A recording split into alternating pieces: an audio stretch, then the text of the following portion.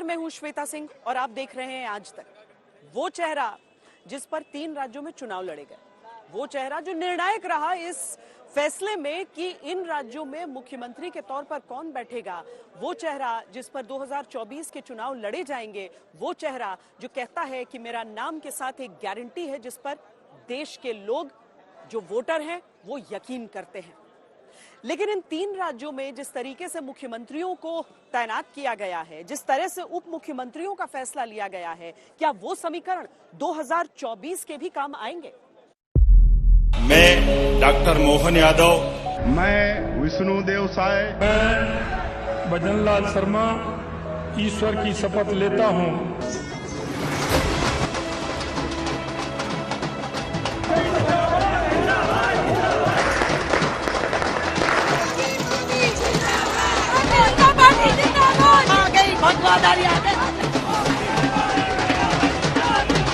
आज की इस हैट्रिक ने 24 की हैट्रिक की गारंटी दे दी है।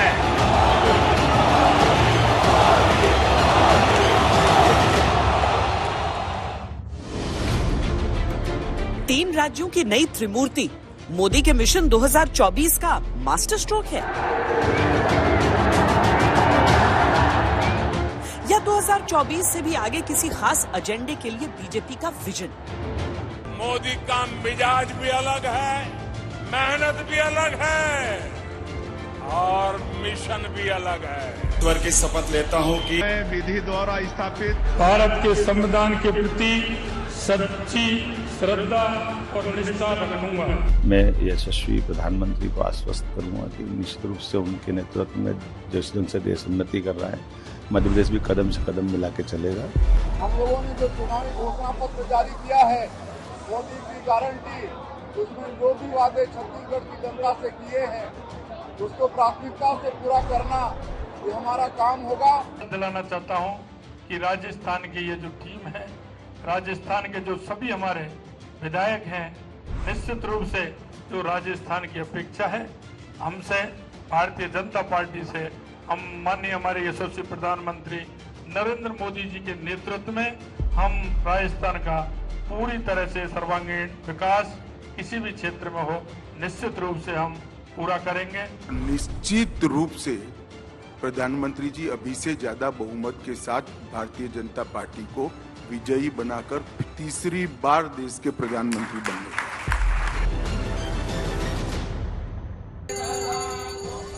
तीन राज्यों में बीजेपी के नए सिपह सालार 2024 के लिए इंडिया गठबंधन की जाति राजनीति की काट हैं या पार्टी के लिए हिंदुत्व और विकास की राजनीति के नए पोस्टर बॉय?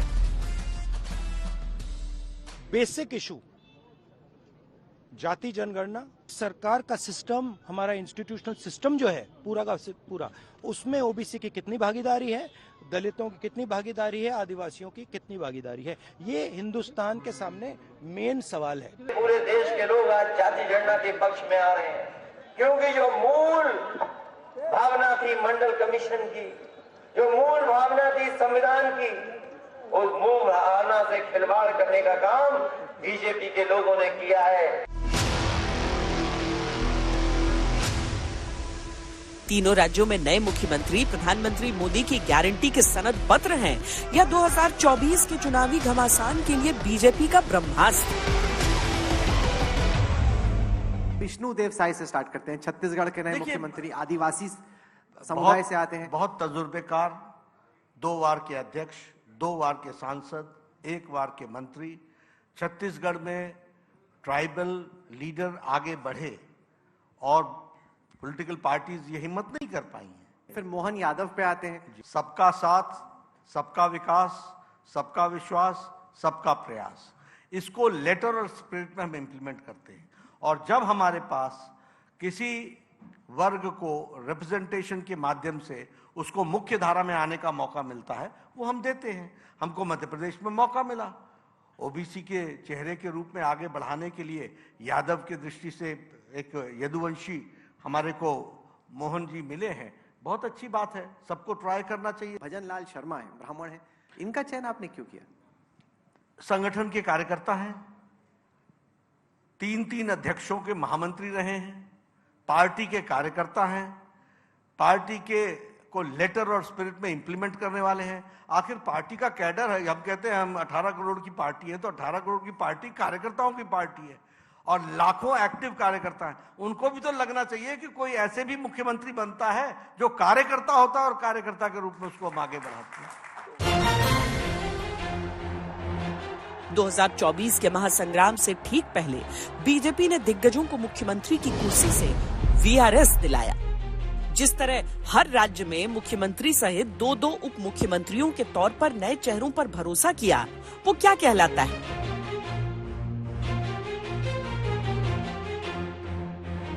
आप कहते हैं कि विष्णु मोहन भजन कौन है?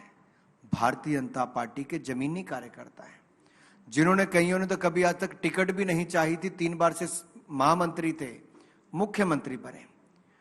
मोहन जी 3 बार से विधायक थे और मंत्री थे, अब मुख्यमंत्री बने। विष्णुदेव जी स्टूडेंट काल से संगठन में थे, अध्यक्ष रहे, केंद्रीय मंत्री रहे, अब मुख्यमंत्री बने। तो दूसरे राजनीतिक दलों में शायद ये संभव ना हो, वहां एक ही परिवार की सूची चलती है। यहां संगठन से कोई भी अपने समाज की और देश की और सरकार में रहते हुए पूरे प्रदेश की सेवा कर सकता है।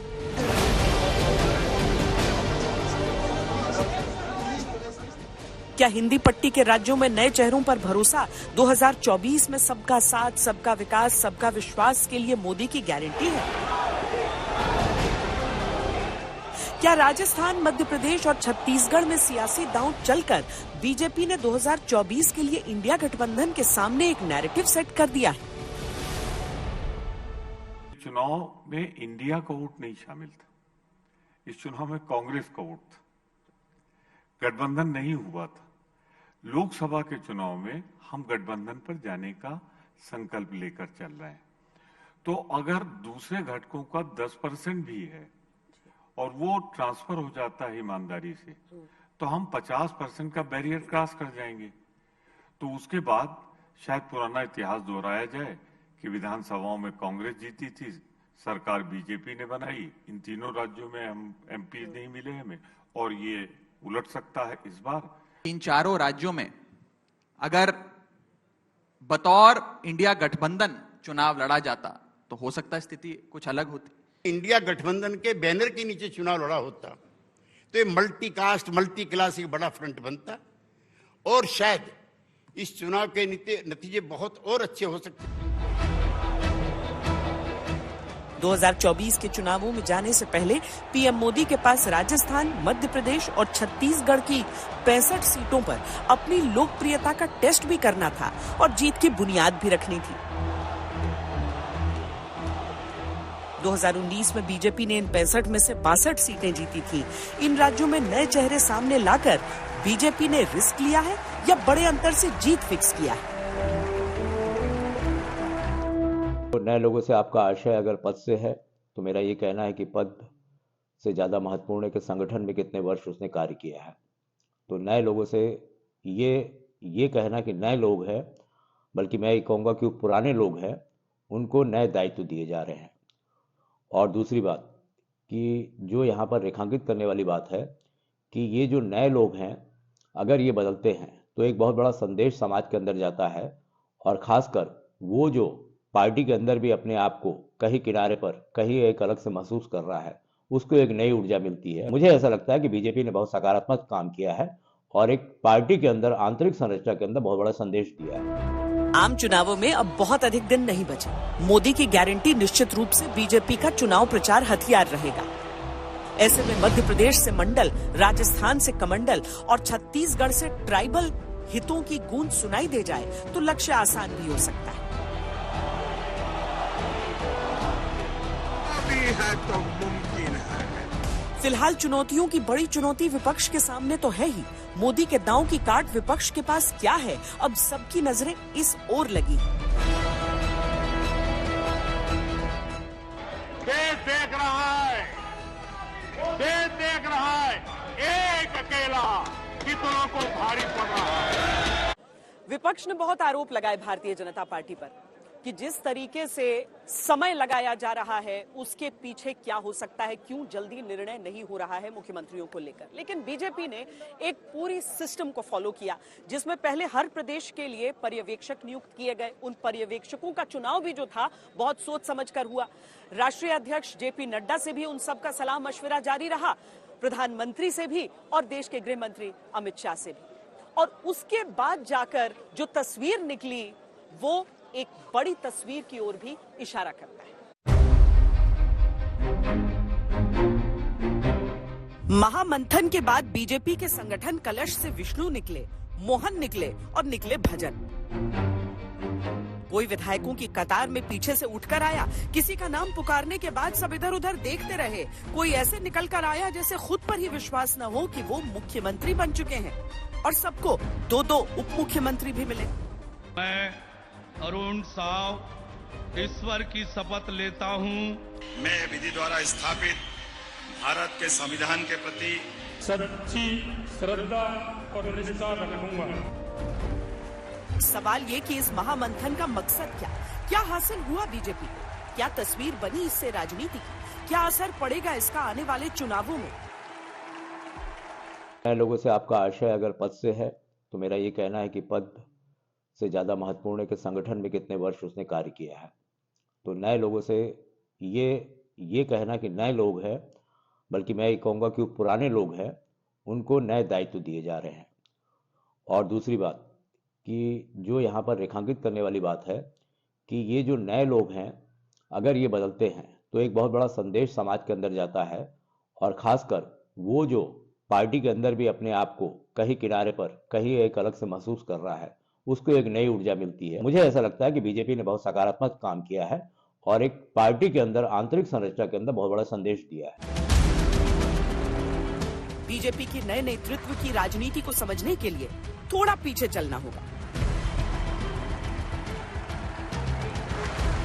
हमारे 4 चीफ मिनिस्टर्स हैं, 4 में से 3 ओबीसी वर्ग के हैं। बीजेपी के 10 चीफ मिनिस्टर हैं, 1 ओबीसी वर्ग के हैं और वो भी कुछ ही दिन में चीफ मिनिस्टर नहीं रहेंगे। तो बात बहुत होती है ओबीसीज की, मगर नरेंद्र मोदी जी को यह बताना है कि ओबीसीज के लिए आपने किया क्या। मैंने पार्लियामेंट में उदाहरण दिया कि 90 अफसरों में से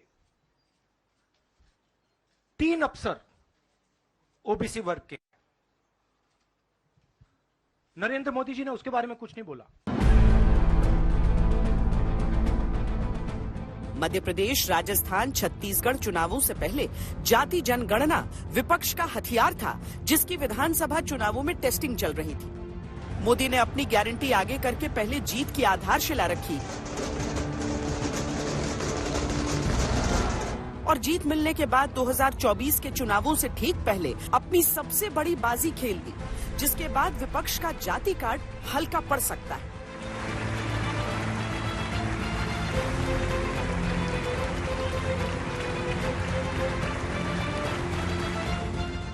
देखा जाए तो ये अटल आडवाणी के दौर की सोशल इंजीनियरिंग की नई तस्वीर है। कभी इसी तरह बाबूलाल गौड़, उमा भारती, राम प्रकाश गुप्त जैसे नाम आगे बढ़ाए गए थे। इस बार आदिवासी, ओबीसी और सवर्ण मुख्यमंत्री के साथ दलित, ब्राह्मण, राजपूत और ओबीसी वर्ग के उप मुख्यमंत्री भी बनाए। इन मुख्यमंत्रियों का अगर बैकग्राउंड देखा जाए तो ये तीनों सामान्य कार्यकर्ता से यहां तक पहुंचे, साथ ही संघ की प्रयोगशाला के तपे हुए कार्यकर्ता हैं। हिंदुत्व जीवन शैली में है और विकास का मंत्र पीएम मोदी से मिलता रहेगा। इसके कई अर्थ निकलने वाले हैं। बीजेपी ये संदेश देने में कामयाब हो सकती है कि वो हर वर्ग की पार्टी, किसी भी वर्ग का व्यक्ति शीर्ष पद तक पहुंच सकता है, ये संकेत भी शामिल है। विपक्ष के जाति कार्ड के जवाब में जातियों से परे हिंदुत्व का संदेश जा सकता है। कार्यकर्ताओं के अंदर 2024 के लिहाज से नया जोश भरा जा सकता है। नए चेहरों से नई उम्मीदें होंगी और राज्यों में एंटी इनकम्बेंसी नहीं होगी, ये उम्मीद भी है। अन्य राजनीतिक दलों से अलग पुराने नेताओं की जगह नए नेतृत्व का संदेश है। भारतीय जनता पार्टी के लिए सबसे कद्दावर उसका अदना कार्यकर्ता होता है। जो छोटे से छोटा कार्यकर्ता है वो सबसे कद्दावर है। हमारी पार्टी में सबसे बड़ा कद्दावर नेता हमारा सामान्य कार्यकर्ता है और ये सब जो सिलेक्ट हुए हैं हमारे अच्छे कार्यकर्ता हैं। तो ये जो अभी आप जिक्र कर रहे हो कद्दावर नेता, वो भी तो कभी कार्यकर्ता थे, मैं भी कभी कार्यकर्ता था, बूथ का अध्यक्ष था। जब पार्टी समग्रता से विचार कर नेतृत्व तय करती है तो इसके कई पैरामीटर्स होते हैं और वो हमारा सीक्रेट है, उसको सीक्रेट ही रहने दीजिए। 2024 के लिए बीजेपी का लक्ष्य 400 पार है और इसके लिए उसे हिंदी भाषी राज्यों जिनमें मध्य प्रदेश, राजस्थान, छत्तीसगढ़ के अलावा उत्तर प्रदेश, बिहार, दिल्ली, हरियाणा में बड़ी बढ़त लेनी होगी। दक्षिण में बीजेपी अभी संघर्ष की स्थिति में है। नए चेहरे नई राजनीति का उद्घोष हैं, जिनका असर धीरे धीरे 2024 की चुनावी रणनीति में समझ आने लगेगा।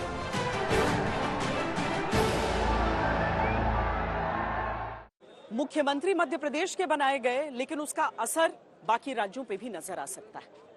मुख्यमंत्री अगर छत्तीसगढ़ के बनाए जाते हैं तो उनके बारे में जिक्र देश के दूसरे हिस्सों में भी होता है। राजस्थान के मुख्यमंत्री की बात भी चलेगी तो देश के दूसरे प्रदेशों में भी बात होगी। जब 2024 पर प्रभाव की बात हम करते हैं तो सीधे तौर पर मुख्यमंत्रियों की उस प्रोफाइल को भी समझना होगा और उस जातीय समीकरण को भी देखना होगा। सबसे पहले बीजेपी ने छत्तीसगढ़ के मुख्यमंत्री के तौर पर विष्णु साय का नाम फाइनल किया। आदिवासी समाज से आने वाले विष्णु के दादा जनसंघ से जुड़े थे। उनके परिवार से नरहरि प्रसाद साय 1977 की जनता पार्टी में संचार मंत्री रहे। आरएसएस से जुड़े साय के पास 30 साल की राजनीति का अनुभव। 2014 में मोदी सरकार में वो मंत्री भी रहे। हिंदुत्व की छवि वाले सुलझे नेता माने जाते हैं। सबको चौंकाते हुए जब मोहन यादव मध्य प्रदेश के मुख्यमंत्री बने तो ये भी अचानक नहीं था। बीजेपी ने इसके लिए पूरी मेहनत की। ओबीसी समाज से आने वाले मोहन यादव का राजनीतिक सफर अखिल भारतीय विद्यार्थी परिषद से शुरू हुआ। आरएसएस के नगर कार्यवाहक से होते हुए भारतीय जनता युवा मोर्चा के पदाधिकारी रहे। 3 बार विधायक चुने गए। हिंदुत्ववादी राजनीति का चेहरा है मोहन यादव। आइए अब बताते हैं कि राजस्थान के मुख्यमंत्री भजनलाल शर्मा की राजनीतिक पृष्ठभूमि क्या है। ब्राह्मण वर्ग से आने वाले भजनलाल की छवि एक कर्मठ कार्यकर्ता की रही है। वो संघ और पार्टी संगठन दोनों के करीबी है। एबीवीपी से उन्होंने अपना राजनीतिक करियर शुरू किया। 1990 के एबीवीपी कश्मीर मार्च में उनकी सक्रिय भूमिका रही। राम जन्मभूमि आंदोलन में जेल गए, सरपंच चुने गए, पहली बार विधायक बने, अब सीधे सीएम। ये तीनों तस्वीरें बीजेपी की 2024 से भी आगे की रणनीति के संकेत दे रही हैं। भजनलाल शर्मा राजस्थान में ब्राह्मण चेहरा हैं। राजस्थान में ब्राह्मण 8 से 9% हैं। बीजेपी के प्रदेश अध्यक्ष सीपी जोशी भी ब्राह्मण हैं। सनातन मुद्दे पर आक्रामक बीजेपी ब्राह्मण चेहरे को आगे करके उत्तर प्रदेश सहित पूरे देश में ये संदेश दे सकती है कि वो सनातन के साथ है। राजस्थान में कांग्रेस के पूर्व मुख्यमंत्री हरिदेव जोशी के रहते ब्राह्मण कांग्रेस से जुड़े थे, लेकिन उसके बाद राजनीतिक रूप से हाशिए पर थे। इस कदम के जरिए बीजेपी ने केवल राजस्थान में ये वोट बैंक साधने का प्रयास नहीं किया है, बल्कि देश भर में सवर्ण वोटर्स को एक संदेश देने का प्रयास भी है। ब्राह्मण community upper caste traditionally BJP के साथ है। बहुत सारे लोग को सवाल ये हो रहा था कि काफी ज्यादा ओबीसी का रीच हो रहा है, तो एक समन्वय प्लस डिप्टी चीफ मिनिस्टर वहां जो बनाए गए उनका कास्ट कॉम्बिनेशन देखिए।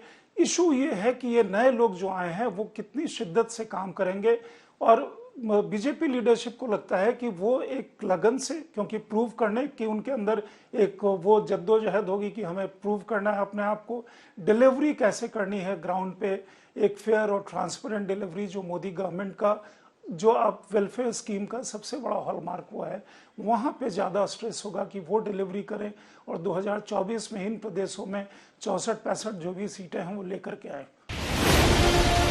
विष्णु साय आदिवासी वर्ग से आते हैं और अब छत्तीसगढ़ के मुख्यमंत्री हैं। इसका भी राजनीति में दूर तक संदेश जाता है। छत्तीसगढ़ में आदिवासी मुख्यमंत्री बनाकर बीजेपी ने आदिवासी और पिछड़े समाज को साधा है। झारखंड और ओडिशा में आदिवासी समाज की संख्या अच्छी खासी है। बीजेपी को उम्मीद है कि आने वाले चुनावों में उसे इसका लाभ मिलेगा। साथ ही मध्य प्रदेश में भी आदिवासी समाज बड़ी संख्या में है, जिसे बीजेपी ने जोड़ने का प्रयास किया है। मोहन यादव ओबीसी समाज से आते हैं। उत्तर प्रदेश में समाजवादी पार्टी और बिहार में आरजेडी से यादव समाज की अलग पहचान अब तक बहुत मुश्किल थी। बीजेपी ने इस वर्ग से मुख्यमंत्री बनाकर दोनों क्षत्रपों को सीधे चुनौती दी। इसके अलावा हरियाणा में भी यादव वर्ग से अच्छे खासे वोटर हैं। मोहन यादव का असर उन पर भी बीजेपी के पक्ष में पड़ने की उम्मीद पार्टी कर रही है। बीजेपी ने हिंदी हार्टलैंड कहे जाने वाले राज्यों में अपने किले को और मजबूत किया है। 2024 की लड़ाई कितनी जटिल होगी इसका अंदाजा बीजेपी को है और वो इसके चलते कोई कसर नहीं छोड़ना चाहती। हिंदी पट्टी के 3 ऐसे राज्य जिनमें से 2 भारतीय जनता पार्टी के पास थे नहीं। तीनों राज्यों में बड़ी जीत हासिल करना, लेकिन उसके बाद उन तीनों राज्यों के बड़े चेहरों का किरदार बदल देना, यानी एक सिटिंग मुख्यमंत्री शिवराज सिंह चौहान, 2 राज्यों के पूर्व मुख्यमंत्री। क्या ये किरदार बदलना पार्टी के भविष्य पर और वोटरों के मन पर कोई असर डाल सकता है?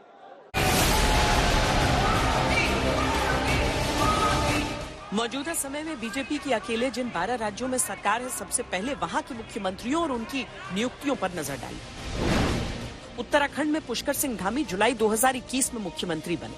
हरियाणा में मनोहर लाल खट्टर अक्टूबर 2014 में सीएम बने। उत्तर प्रदेश में योगी आदित्यनाथ मार्च 2017 में मुख्यमंत्री बने। राजस्थान में भजन लाल दिसंबर 2023 में, मध्य प्रदेश में मोहन यादव दिसंबर 2023 में, छत्तीसगढ़ में विष्णु साव दिसंबर 2023 में, गुजरात में भूपेंद्र पटेल सितंबर 2021 में, गोवा में प्रमोद सावंत मार्च 2019 में, अरुणाचल में पेमा खांडू जुलाई 2016 में, त्रिपुरा में मानिक साहा मार्च 2023 में, मणिपुर में बीरेन सिंह मार्च 2017 में, असम में हेमंत बिस्व शर्मा मई 2021 में सीएम बने।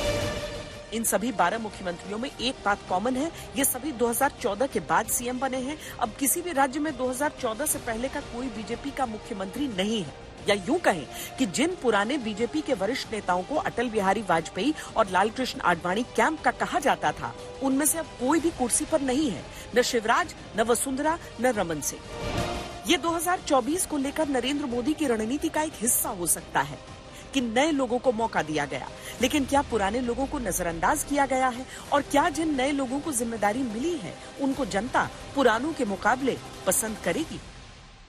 आज युवाओं का जो देश में भागीदारी बढ़ी है, सबसे अधिक वोट बैंक जो है युवाओं का है, और युवाओं के माध्यम से आज देश को नई विकास की गति मिलेगी। और भारतीय जनता पार्टी के जो मुख्यमंत्री राजस्थान के भजन लाल शर्मा जी बने हैं, वो पिछले 10 साल से संगठन में महामंत्री के रूप से काम कर रहे हैं, उससे अधिक समय से, और हम सभी कार्यकर्ता उनके साथ जुड़ के कदम से कदम मिला के चल रहे हैं। राजस्थान विकास की नई ऊंचाई छुएगा। भजन लाल जी ने संगठन में काफी समय तक काम किया है, और भजन लाल जी आम जन की समस्याओं को समझते हैं, और जनता उन्हें इस रूप में देख रही है कि हमारे बीच का कोई आदमी सीएम की कुर्सी तक। मोदी जी की सोच अपनी जगह बिल्कुल सही है। ये एक नई इरा, नए युग की शुरुआत है, नई सोच की शुरुआत है। मोहन यादव को मुख्यमंत्री बनाया, अच्छी बात है, सरकार चेंज भी होनी चाहिए। बस मुद्दा ये है कि जो शिवराज सिंह चौहान जी ने जो इनकी घोषणाएं दी है, इनने घोषणाएं की है, वो कंटिन्यू जारी रखनी चाहिए उनकी। काफी टाइम भी हो गया था उनको, एक तरीके से सही भी है, बाकी उनको बन जाना तो ज्यादा सही रहता। बनना भी चाहिए था, अच्छा काम तो अच्छा किया उनने काफी पहले से, मगर ये भी मोहन जी हैं, वो भी काफी एजुकेटेड हैं, और पहला उनका जो अभी जैसे फर्स्ट ऑफ ऑल उन्होंने अभी जो चेंजेस किए हैं, धीरे धीरे एजुकेशन के अकॉर्डिंगली वो शायद बदलाव काफी लाएंगे, और अच्छा है। नहीं, हमारा शिवराज चौहान सही है, बनना चाहिए उनको मुख्यमंत्री। शिवराज सिंह चौहान 15 साल तक निरंतर सीएम रहे, फिर कमलनाथ से हारे, लेकिन ज्योतिरादित्य सिंधिया की बगावत से उन्हें दोबारा सीएम बनने का मौका मिला। इसी तरह वसुंधरा 2003 में जीती, फिर 2013 में जीती, यानी एक बार हार का ठप्पा उन पर भी लगा। इसी तरह वसुंधरा 2003 में जीती, 2008 में हारी, 2013 में जीती और 2018 में फिर हारी। रमन सिंह 3 बार तो लगातार सीएम रहे, लेकिन चौथे टर्म की कोशिश में बघेल से हार गए। क्या राजनीतिक करियर में हार वरिष्ठ नेताओं के लिए भारी पड़ी? क्या इन वरिष्ठ नेताओं को कोई बड़ी जिम्मेदारी आगे मिल सकती है? क्या बीजेपी का ये फैसला काडर मजबूत करने के लिए लिया गया है? बीजेपी में जिस समय नए जनरल सेक्रेटरी बनाए गए थे एल.के. आडवाणी के कार्यकाल में, उसमें प्रमोद महाजन, सुषमा स्वराज, उमा भारती, नरेंद्र मोदी, अरुण जेटली, इस तरह के नेता निकल करके आए थे, राजनाथ सिंह। आज के उसमें देखेंगे, उसके बाद 2001 में नरेंद्र मोदी संगठन महासचिव थे यहाँ, वो गुजरात के मुख्यमंत्री बनाए गए। पहली बार, पहले वो सदन में गए नहीं थे, मुख्यमंत्री बने और आज देश के प्रधानमंत्री हैं। 2003 में वसुंधरा राजे, रमन सिंह, शिवराज सिंह चौहान मध्य प्रदेश भेजे गए, और उस समय भी वहाँ बड़े कद्दावर नेता थे। वहाँ कई लोगों के बीच में एक भाव था कि ये आ गए, और वो वहाँ के मतलब सक्षम नेता बने। उसी परिप्रेक्ष्य में अभी जो ये 3 मुख्यमंत्री बनाए गए हैं, ये आने वाले समय को 10 साल 15 साल को देख करके बनाए गए हैं कि एक नया नेतृत्व की पौध तैयार करनी है। रमन सिंह जी का, शिवराज जी का और वसुंधरा जी का, तीनों केंद्र में ही थे।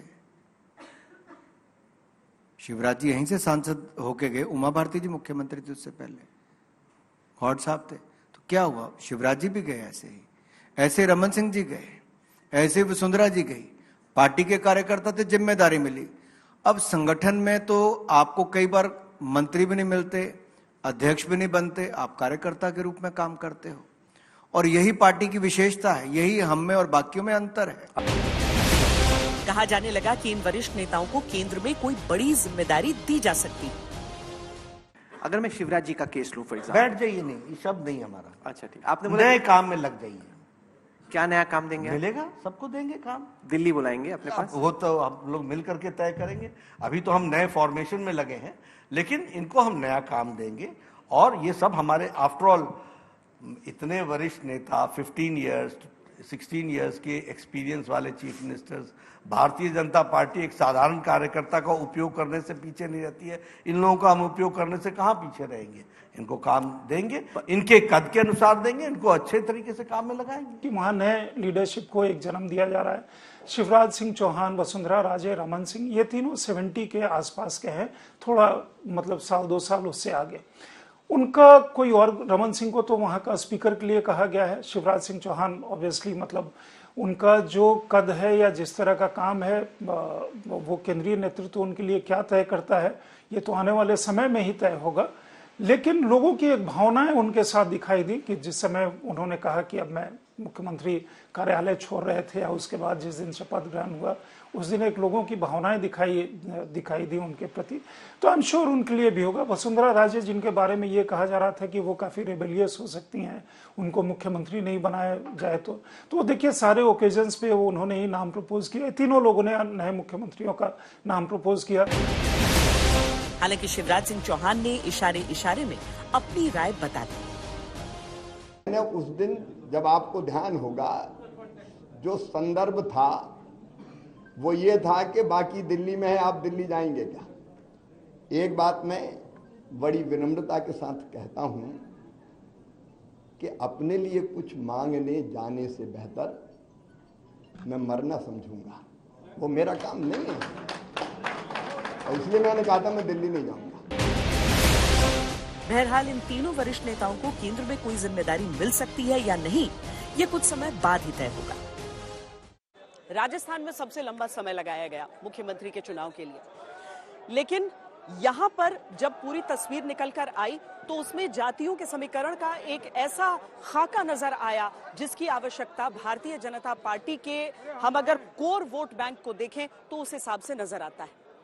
क्या एक ओबीसी मुख्यमंत्री होगा या राजपूत मुख्यमंत्री होगा, ये चर्चाएं चलती रही, लेकिन ब्राह्मण मुख्यमंत्री की भी सुगबुगाहट रही। अब ब्राह्मण मुख्यमंत्री, उनकी डिप्टी एक राजपूत के तौर पर और साथ में एक दलित डिप्टी भी, ये वोटरों के मन को साधने में कितनी दूर तक जा सकता है? भजन लाल शर्मा ईश्वर की शपथ लेता हूँ कि मैं विधि द्वारा स्थापित भारत के संविधान के प्रति सच्ची श्रद्धा और निष्ठा रखूंगा। ये बीजेपी का पुराना जांचा परखा 1+2 का फॉर्मूला है। यूपी में कामयाब रहा तो मध्य प्रदेश, छत्तीसगढ़ के बाद राजस्थान में भी यही अपनाया। राजस्थान में ब्राह्मण मुख्यमंत्री, एक दलित उप मुख्यमंत्री, दूसरी राजपूत उप मुख्यमंत्री। ये शायद भारतीय जनता पार्टी में पॉसिबल है। मैं से एक साधारण कार्यकर्ता भारतीय जनता पार्टी का रहा और जो भी दायित्व मुझे मिला निश्चित रूप से उसको बखूबी से निभाता हूं, और जो ये दायित्व दिया निश्चित रूप से मैं इसको जनता के साथ मिलकर और अच्छी तरह से सब 36 कौम को साथ लेकर चलूंगा और उनके साथ रहकर काम करूंगा। मैं निश्चित रूप से दलितों के उत्थान के लिए काम करूंगा और दलित जितने भी पीड़ित लोग हैं उनको मुख्य धारा में लाने का काम करूंगा। भारतीय जनता पार्टी पे जो जिस तरह से जनता ने विश्वास जताया है और माननीय प्रधानमंत्री जी के अब दिशा निर्देश में, उनके मार्गदर्शन में हम लोग भी काम करेंगे। जनता पार्टी में कार्यकर्ता को सम्मान मिलता है और आपने आज उदाहरण देखा, शायद कल भी देखा होगा मध्य प्रदेश में, छत्तीसगढ़ में। अगर कोई पार्टी का कार्यकर्ता हो लेकिन वो काम उसने पार्टी के लिए किया है, जनता के लिए किया है तो उसको सम्मान भी मिलता है और उस पर पार्टी विश्वास भी जताती है। और ये आपने देखा, बहुत खुशी की बात है, एक आम कार्यकर्ता को आज मुख्यमंत्री बनाया है, बहुत बड़ा काम किया है और इससे सब कार्यकर्ताओं में बहुत जोश भी बढ़ा है, उत्साह भी है। भजनलाल शर्मा और दोनों डिप्टी सीएम को चुना तो इसके सीधे सीधे 3 संदेश देने थे। एक, बीजेपी सवर्ण समाज सहित हर समाज को साथ लेकर चलती है। दूसरा, संगठन से कोई भी शीर्ष पद पर पहुंच सकता है। तीसरा, प्रधानमंत्री की पसंद है तो मोदी की गारंटी को आगे बढ़ाएंगे। अब आज से आपको मोदी की गारंटी वाली इस गाड़ी के आगे आगे चलना है।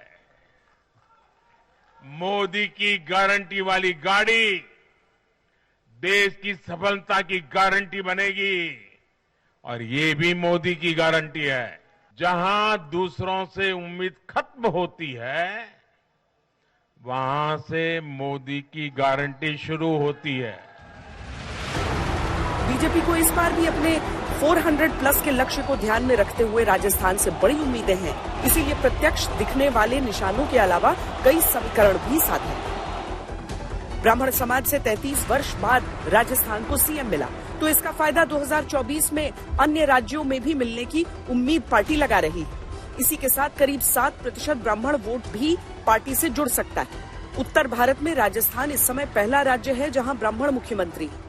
मैं इतना विश्वास दिलाना चाहता हूं कि राजस्थान की ये जो टीम है, राजस्थान के जो सभी हमारे विधायक हैं, निश्चित रूप से जो राजस्थान की अपेक्षा है हमसे, भारतीय जनता पार्टी से, हम माननीय हमारे यशस्वी प्रधानमंत्री नरेंद्र मोदी जी के नेतृत्व में हम राजस्थान का पूरी तरह से सर्वांगीण विकास किसी भी क्षेत्र में हो निश्चित रूप से हम पूरा करेंगे। ये मैं आप सभी को विश्वास दिलाता हूँ। अब अगर डिप्टी सीएम बनाने के पीछे बीजेपी की रणनीति समझी जाए तो वो इस प्रकार है। उप मुख्यमंत्री प्रेमचंद बैरवा दलित समाज से आते हैं। राजस्थान में दलित समाज की आबादी 17% है। प्रेमचंद के बहाने बीजेपी ने दलित समीकरण भी साधने की कोशिश की है। राजस्थान में राजपूत आबादी करीब 9 से 10% है। बीजेपी ने दिया कुमारी को इसीलिए डिप्टी सीएम की कुर्सी सौंपी है क्योंकि राजस्थान में राजपूत वोटर कई सीटों पर अहम भूमिका निभाते हैं। राजस्थान में बीजेपी ने एक और समीकरण साधा है और वो है सिंधी वोटर्स का, जो आमतौर पर पारंपरिक रूप से बीजेपी के साथ होते हैं। बीजेपी ने इस समाज से वासुदेव देवनानी को स्पीकर चुना है ताकि ये संदेश भी दिया जा सके कि जो साथ हैं उनका ध्यान पार्टी रख रही। तीनों राज्यों में बीजेपी ने 60 साल से नीचे की उम्र वाले नेताओं को कमान सौंपी है। 2024 का चुनाव एक पड़ाव हो सकता है, लेकिन नए चेहरों को चुनने के पीछे आने वाले समय की लंबी रणनीति भी हो सकती है, जिसमें 2024 के आम चुनाव के बाद ही होने वाले कई राज्यों के विधानसभा चुनाव शामिल हैं। प्रधानमंत्री नरेंद्र मोदी ने हर बार इस बात का जिक्र किया है कि किस तरीके से वो कभी चाय बेचा करते थे, लेकिन आज देश के प्रधानमंत्री हैं। और यही सोच कमोवेश नजर आती है जब मुख्यमंत्रियों के चेहरों को देखा जाए। भारतीय जनता पार्टी में आज एक आम कार्यकर्ता भी इस बात को महसूस करता है और सोचता है कि शायद कल के दिन उसको भी मौका मिले तो वो भी किसी प्रदेश का मुख्यमंत्री या फिर देश का प्रधानमंत्री कहलाए। दरअसल ये ऊर्जा इन कार्यकर्ताओं में चुनाव के समय बहुत ज्यादा जरूरी होती है।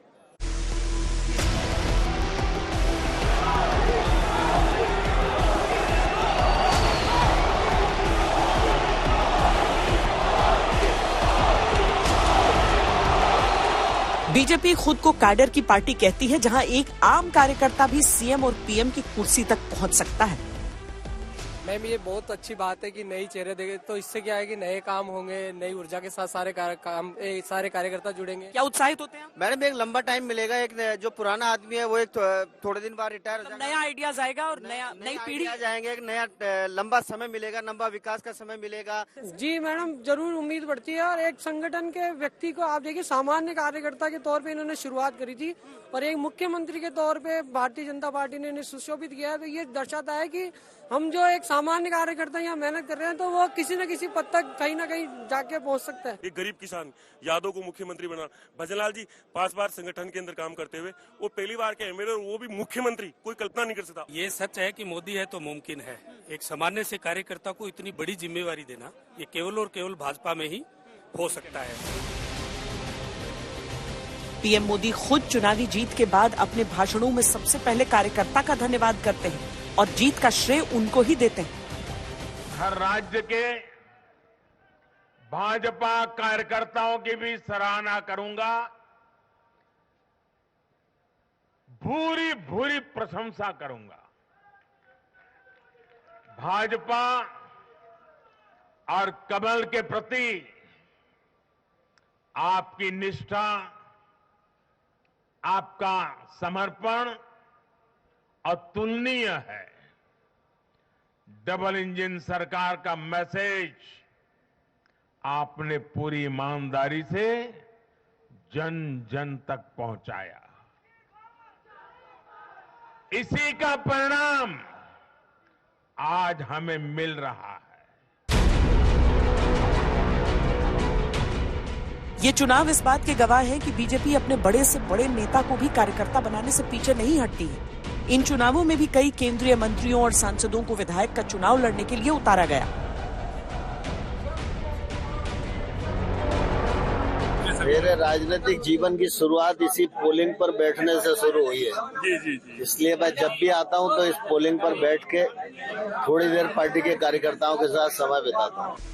और फिर जब पहली बार के विधायकों या नेताओं को बड़ी जिम्मेदारी देने की बात आती है तो भी बीजेपी पीछे नहीं हटती। डॉक्टर मोहन यादव, विष्णुदेव साय, भजनलाल शर्मा। नरेंद्र मोदी 2001 में जब पहली बार गुजरात के सीएम बने, उससे पहले वो संगठन के कार्यकर्ता थे। शिवराज सिंह चौहान को बाबूलाल गौड़ और उमा भारती जैसे बड़े नेताओं को दरकिनार कर कुर्सी दी गई थी।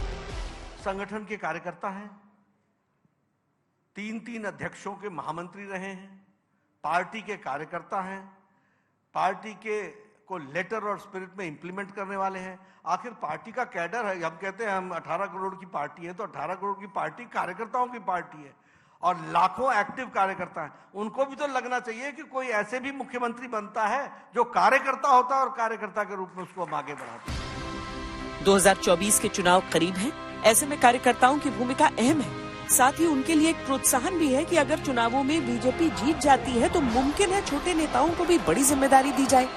ये एहसास इन कार्यकर्ताओं को चुनाव में अपना 200% झोंकने के लिए प्रेरित करेगा। हमारी इस खास पेशकश में अभी के लिए इतना ही। कैमरा पर्सन सैयद मोहसिन के साथ मुझे दीजिए इजाजत। देश और दुनिया की बाकी खबरों के लिए आप देखते रहिए आज तक।